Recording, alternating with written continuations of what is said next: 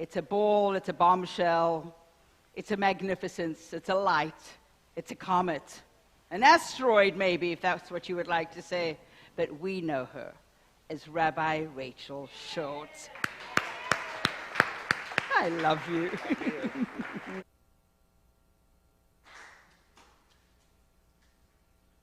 A comet and a bombshell. Okay? I will take it and be more than okay with it. It's kind of setting me up for my talk today. Good morning, everyone. It's a wonder to be here with all of you. Happy to be here. I've got my little one here with me today, so I'm in two worlds, as I think we all are. And my topic I was given for today is we are star stuff, right? And combined with the theme of relationships for the month, it's like, all right, God, cool. You really knew that I was going to have a really close friend pass away. I was going to have another lap around the sun. I was going to end a relationship myself. All these things where it's just like, and now go share. Just open your heart and put it all out there for everybody to hear. So here we go, because that's what I do, right? Yeah, it's been kind of a lot going on, and I've taken the past few weeks in somewhat of a hermit mode, I would like to say. My friend passing kind of knocked me down. You know what I mean? When you lose someone in your life unexpectedly, and it just kind of hits you. Literally when I got the text message that she was gone, I fell to my knees. It was like someone hit me in the stomach. It just overtook me with grief of wait a second, she's younger than I am. We were just together. She has a young son and a soulmate and a partner, and I'm supposed to have a birthday next week and be happy when there's all this going on. And it's just kind of I guess you can't plan these things, right? Unless you come to speak at the Center for Spiritual Living and you're given a topic like we are star stuff. But it makes me always come back to this reminder that we are star stuff, that I am a comet, that I am a bombshell, that you're these little fragments of light, and we are all this little pieces of stars, and things end to begin again, and that's just how life goes. Relationships start and they end, right? Life starts and it ends. And I think about, as I sit here watching my toddler play in my ice with my drink, I haven't been here since the overturning of Roe versus Wade. And obviously that's something very near and dear to my heart. Thank you. Not being political by any means, but thinking from the place of us all being star stuff and being a woman, W-O-M-B, woman, and the power that that really has to create life and then that life to go away, right? And then to think about this idea that someone else could have power over that. I had a moment here sitting, that's a cool word though too. I had a moment here just sitting with my young daughter as a single mother, preparing to speak, doing all these things, where I just felt all this pain and anxiety of all the women in our world right now who are being forced into a situation that is not an easy one. And it's a very, very lonely one, just kind of like grief, right?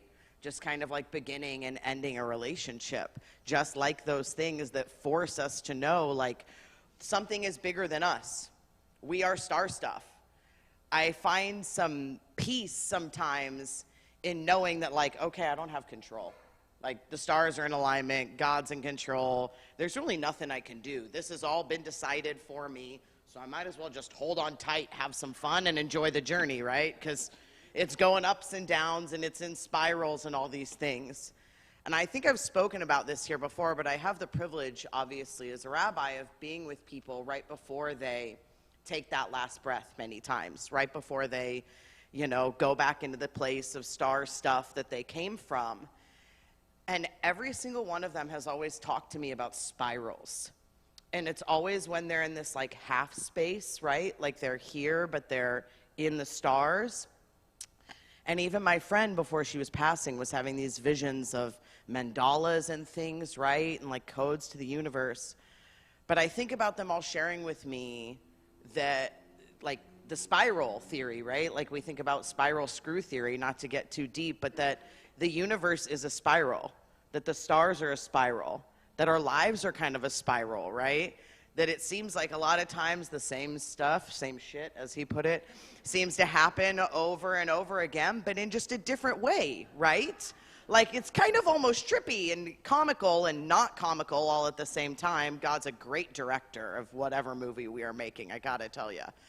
But that we do just go in this spiral of like, this is gonna happen, this is gonna begin, this is gonna happen, and this is gonna end, and this is gonna start, and this is gonna end. And we're just kind of moving through this universal space with our feet on the ground that's real, but is it really that real? Like, when we lose someone, are they gone forever? I don't want to think that. My friend and I had a pretty funny relationship. We had quite a bit of banter, if you will, and we had like a love-hate type of thing, and she was one of my closest friends. She drew a mural on my wall, and I'm grateful that it will live there forever. But I got stung by a wasp the day after she passed. I know it was her messing with me, man. Like, literally, I had a moment where I was like, Raya, what? Like, I was not in a present space, right? I was so distracted. There was too much going on, and I swear it was her being like, Rachel, pay attention. Like, you know, like, this is good. And as painful as that moment could have been, and it was painful because I'm deathly allergic to, like, bee stings and wasps, I had this moment where I stopped and I almost felt like joy in it. Like this weird comfort of like, okay, she's still here. She's still communicating with me in this way she knows how.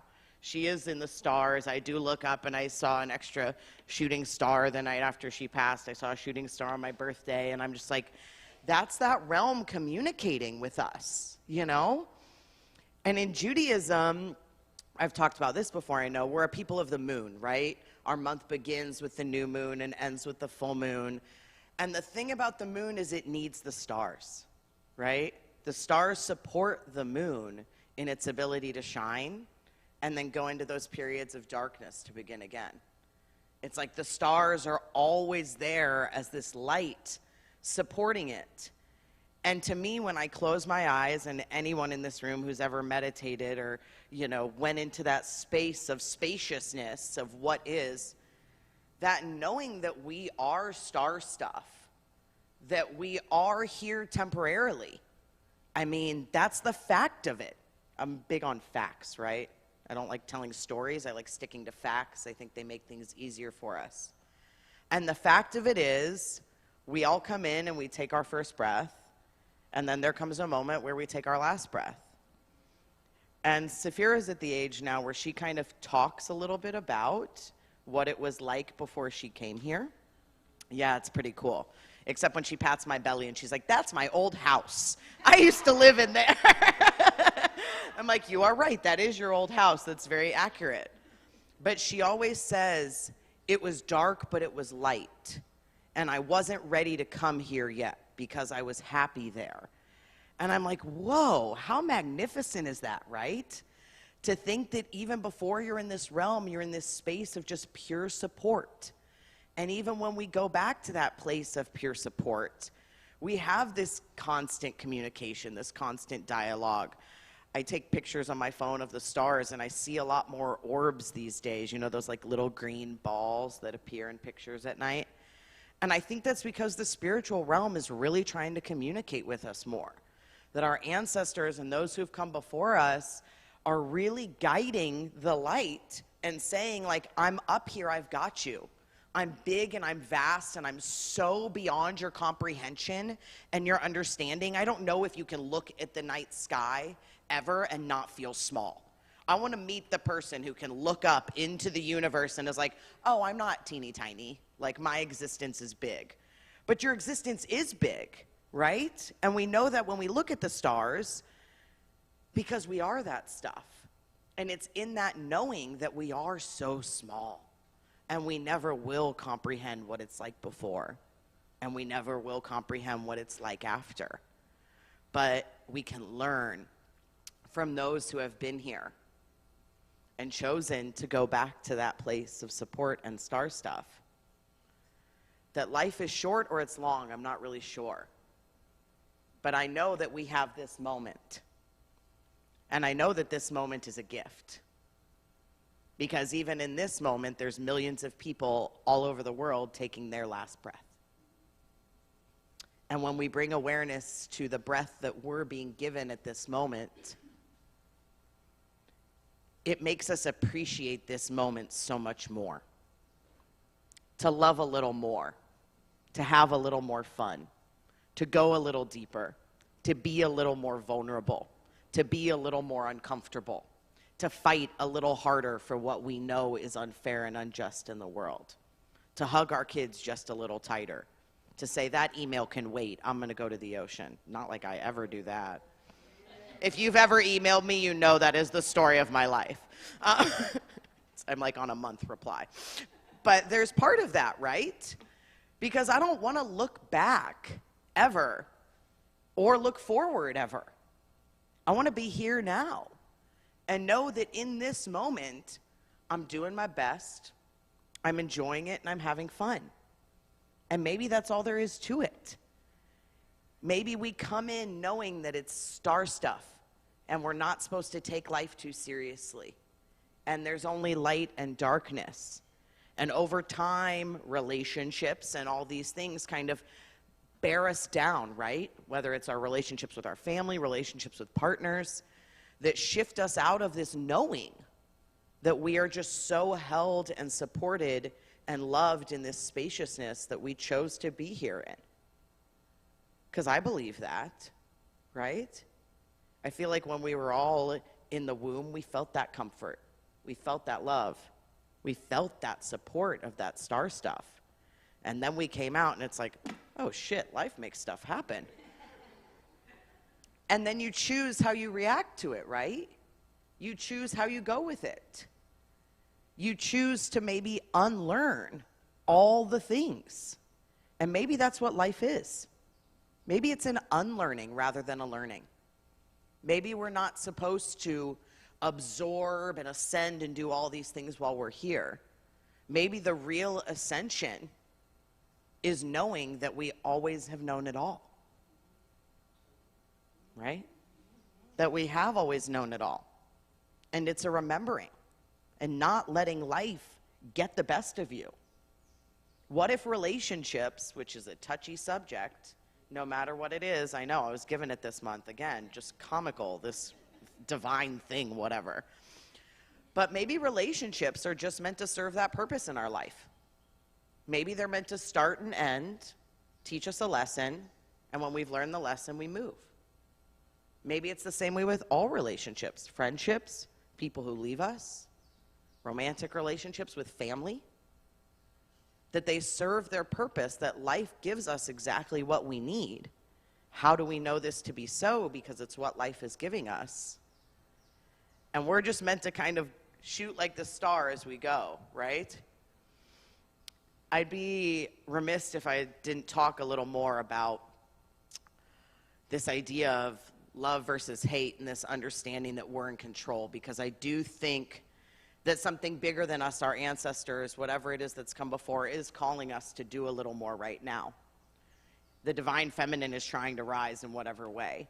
There is a shift in the system. In Judaism, we believe the Messiah hasn't come yet, right? That's probably one of our main things. And we don't know what the Messiah is going to be. We don't know if that's going to be a new earth. We don't know if that's going to be a new paradigm. We don't know if that's going to be a shift in consciousness. We don't know if it's going to be some dude riding in a robe. I don't know. We don't know. But we believe that's going to come in the year 7000. And we're in the year 5782. So if you think about that in spiritual terms, like star terms, right? Looking up at the sky, that's not that long. Are we being called to like rise up and do the work for that right now? Are we being called to come back to that star stuff place and say, okay, we've learned. What we've got in place is not working. It has to change. So we're going to shoot across the sky that we call Earth, and we're going to change it. Because the time is now. And I feel like we're in a place where we can't ignore that divine message anymore. Where fear and hate-mongering and this idea of darkness selling more than light has really taken over. I'll give you an example of this. I had the honor and privilege of speaking at a pro-choice rally a few weeks ago.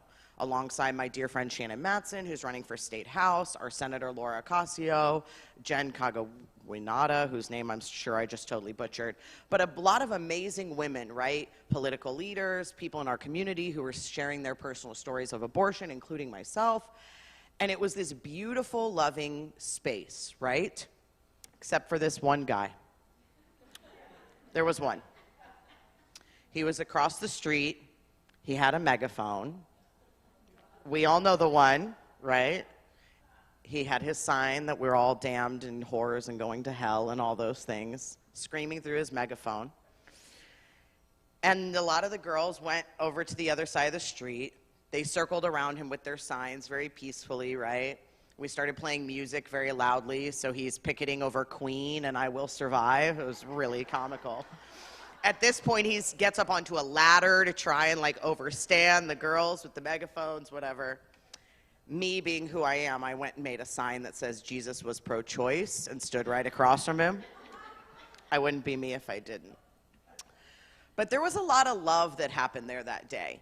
All these women who came forward to share their stories of their personal experience, why this would impact them personally. We here in Hawaii want to think that it doesn't impact us, but it does. Our laws still aren't the best, and the fact that this is a threat to one individual means that it's a threat to all of us, right? Because if something happens to one, it happens to the collective. And then the next day I get a picture from the cover of the Hawaii Tribune Herald, pro-choice rally heats up. And it's nothing but a photo of the picketer. Right? And I was kind of like, again, that feeling of being punched in the stomach. Like, wait a second. There were 10 female leaders from our community out openly sharing. There was 100 women, men, grandparents, dogs, like everyone you can think of there standing in support and love and dancing and having fun, not phone. Safira had a sign that said, dismantle the patriarchy, we deserve better, you know? Like, it was a great time. And then to see that display of hate be the focus was just this wake-up call to me of like, this is where we're at as a people. This is where we're at as a society. This is what we're being called to turn around. Hate and fear, unfortunately, sell more than love and light. And those of us are here in the understanding and knowing that we are star stuff and that we are love and light, I think are put here to be warriors of the light, right? You think about the Rainbow Bridge, the Native American proverb of that a rainbow bridge will be built and warriors will come back to save the earth. It's not just Jewish culture. There's Native American culture, Hawaiian culture, a lot of indigenous cultures that talk about the time we're going through right now. So I'm here to remind everybody that we are star stuff. So if anything, that should make us fight a little harder because it doesn't really matter. Like, we're all going down anyway, right? Shouldn't we go down with a flame? Shouldn't we go down with a blaze? I'm okay being a comet or a bombshell. I don't know where I'm going to land, but girl, I will fire it up to get there. And maybe I think that's just the point of it all. It's my grandma's birthday tomorrow, too. She left us a few years ago. It's maybe today. I don't know. She never really knew which day her birthday was. How comical is that? She was like, I don't know. We'll just celebrate these 3 days and call it my birthday. But I think about her standing on, behind me, supporting me. She was an original suffragette. She fought for our right to vote. We want to think that these things have progressed, but that wasn't even 100 years ago. The Holocaust wasn't even 100 years ago. This fight has really just begun. And it's not a fight on this earthly plane. I really feel like we are in a spiritual battle of darkness and light, of love and light and fear. And that we've been in this from the beginning of time. And it's what we were put here to do. That this battle has been going on for longer than we will ever be able to imagine. And we were put here now, as star stuff, to rise. So, with what? With that said, I've got a little something about the star stuff that comes through me. And I actually had a moment where I was writing this week's, I often write them in the dark or at dusk, right? After the world's kind of gone to bed or the world's come to rise in that plate of star stuff. And I really just go into this meditative space and they channel through, right? Like I just turn off my brain. These things come through and then I look down and I'm like, oh, wow, all right. I don't know where that came from, but there you go. But I had a moment where I was thinking, in rabbinical school, someone actually told me that this should not be a part of my sermons. That when I speak, like my poetry and my rhymes are just like too much, they're too far out there, that shouldn't be a thing. And I had this moment where I just stopped and was like, imagine if I'd listened to that. Imagine if I had taken the opinion of one person who, for whatever reason, tried to knock that out and didn't share my voice. I don't think the world would be a better place off with it. I can't understand for the life of me why anyone cares what I have to say, but apparently people do. And I've been called to share my voice, and I think we're all called to share our voice. And I think anytime we try and dull our light, God makes it a little darker so we're forced to shine brighter. Because have you ever noticed the stars are the best on a dark sky? What does that tell us? All right, enough of me gabbing. We are all star stuff. I know this to be true. It's one of the things that makes me a Jew. That I know we're connected through and through to whatever it is that's so much bigger than you. We are here for a reason. We got stuff to do. The time has been coming. It's not out of the blue. There are those among us who don't have a clue, but I see our universe with a rainbow hue. You were put here with no one in lieu. You were put here to help our earth start anew. We were all chosen, the many and few. We are all here. We are part of the crew. I'm amazed at how much we seem to have grew. In some ways more than others, still places we stew. We are all star stuff. Yes, you too. And this deep knowing just leaves me like, whew. I've been going through stuff. I wish I could say.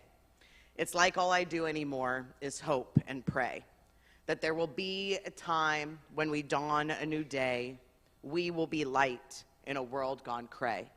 I was put here to bring light, help keep darkness at bay, but in my own life, this chaos does stay. We must be a rainbow in a sky that's gray. The time is now. We must find a new way. Just look at this tapestry. Our moral fabric does fray. God is watching, calling like, hey, I gave you this life. In the ground you don't lay. So please make it happen. You were put here to slay. There is work to be done. Your ancestors' debts you do pay. And you have my support. You are the comet ray. I know you've got this, come what may, and off the path, sometimes you will stray. But find your way back, you know where to sway. We are just star stuff. Please know this, okay? Set your boundaries. You can choose to say nay, and you know when you're called to choose to say yay. We deserve better. I know this to be true. Our women and mothers, our children too.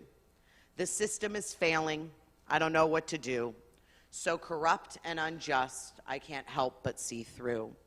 This is nothing new, nor out of the blue. The change that is needed, we were put here to do. It makes me so angry.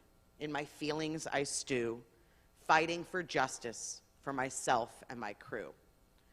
I see what's happening so crystal clear that we were put here to choose love over fear. To a new paradigm, we are so near being called to leave fear in the rear. That we are here for a reason. Coincidences aren't mere. Towards the divine, we must steer. When we are quiet, we can truly hear the divine calling us to level up a tier. Change and action, we must shift up a gear, because right here, darkness always does leer. You can't numb the pain with drugs or beer. It is there for a reason, to serve you, my dear. We are supported on post and pier, being called now to come through the Zir. Sometimes I lose hope, feel afraid and alone, attempt to avoid, hide behind my phone. Yet I know we are spirit in a body on loan. Still these times make me want to just cry and moan. But we're being called, our spiritual skills we must hone. Signs everywhere, we're constantly being shown. Through deserts and valleys, our ancestors wandered and roamed, setting the pace, choosing the tone. I feel the divine, making its presence so known, calling for us to see where we have grown, to love one another, throw each other a bone. The great eye in the sky sees way more than a drone. But there are those among us, we gotta call it like it is, who want to take more than they give, who seem to have forgotten we were put here to live and cause more harm than could any shiv. I don't want to divide or bring us apart. I want to lead us all back, straight to the heart. To come from this place, that is the start. That is the knowing. That is the art. Feelings and emotions can make us just want to dart. Life is salty and sweet, bitter and tart. I wish it were easy to just let go, to truly comprehend that you reap what you sow, that it didn't take pain in order to grow, that we were the director, not the star of the show. Merrily, merrily, our boats we must row, there and back, to and fro. Support above us and below, always there through the highs and the lows. Just chugging along, all our baggage in tow, being reminded of what we already know. It's truly mind-blowing. Just leaves me like, whoa. The unaimed arrow never misses when the divine is the bow. You must water your garden, your grass you must mow, the soil you must tend with a rake and a hoe. I listen to the birds with my big cup of joe. There's so much more to this. I know this for show.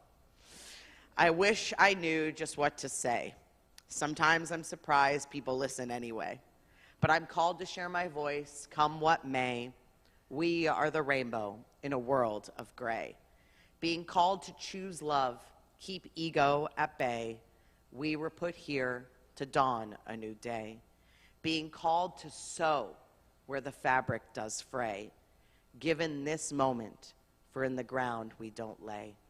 Shine our light, be the ray.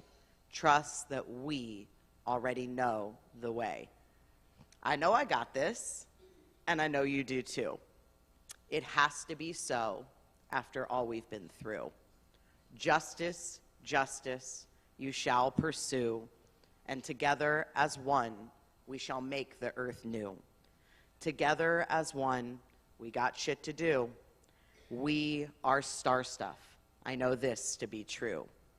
So let's shine like I know we were meant to. You are a star, let it shine. That's all I ask of you. Mahalo, shaloha. Know I love you. Thank you, everyone.